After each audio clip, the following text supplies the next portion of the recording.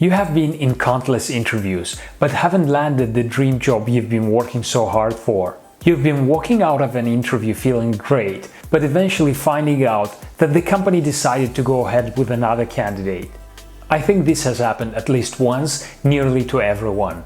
It's even more frustrating if you don't get any further feedback from the company, or if the feedback that you get is vague.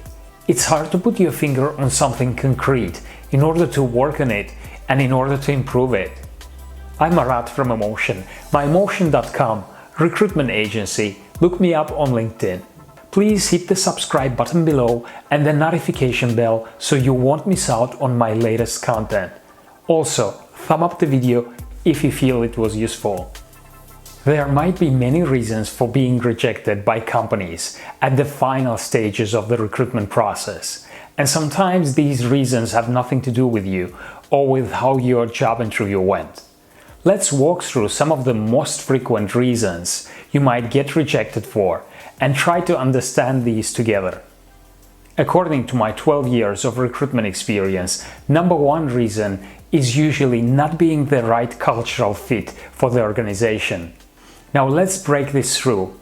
Of course, all the hiring managers seek out candidates with the right skill and experience accordingly to the job description for the role. But the soft skills are being evaluated during interviews, and they are even more important than an impressive resume. So what does cultural fit mean? You know, the company culture is the way how things work within the company. The leadership style, the type of people that become successful in there. Different industries and organizations give importance to different competencies and even to different character traits. This cultural fit rejection reason might also be given to you by companies when during the interview you focused too much on the technical side of the role and didn't reveal or show your personality, your values, your passion for the role or for the company.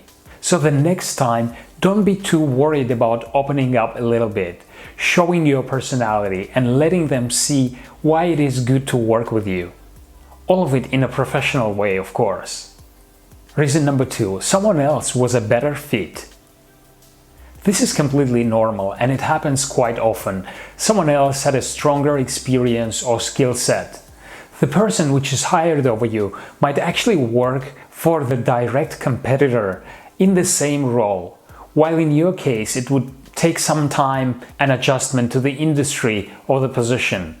Sometimes companies prefer not to risk it. Usually these further details are not being disclosed with candidates. Even if you've been given this reason, still keep it positive, since this interview process might have been a good learning experience for you anyway. Reason number three, the company filled the position internally.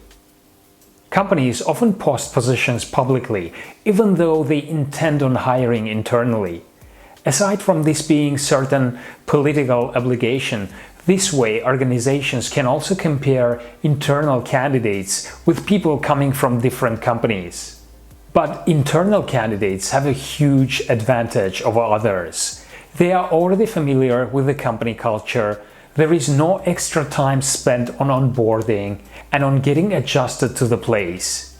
They generally have a lot less turnover in the company also. So the hiring internally is easier for companies, and research shows that the internal hiring also costs at least 20% less than hiring external candidates. Reason number four, the company suffered budget cuts. Budget cuts always have an impact on hiring. No matter how powerful the structure might look from the outside, when the finances become difficult, the company always freezes the hiring, or at least stops it temporarily. This allows companies to save money and potentially restructure the existing positions and duties, so no additional hires are being made.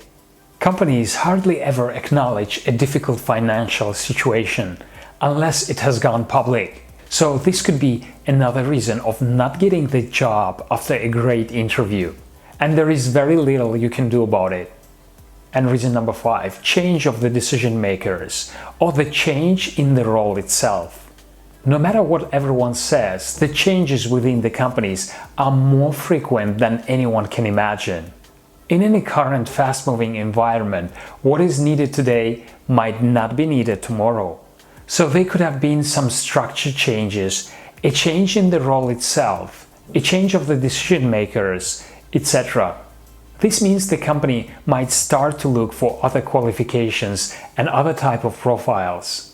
Think about it, if there is a new CEO or a new department manager, this person would want to decide what is needed for their teams, not what was needed for their teams before.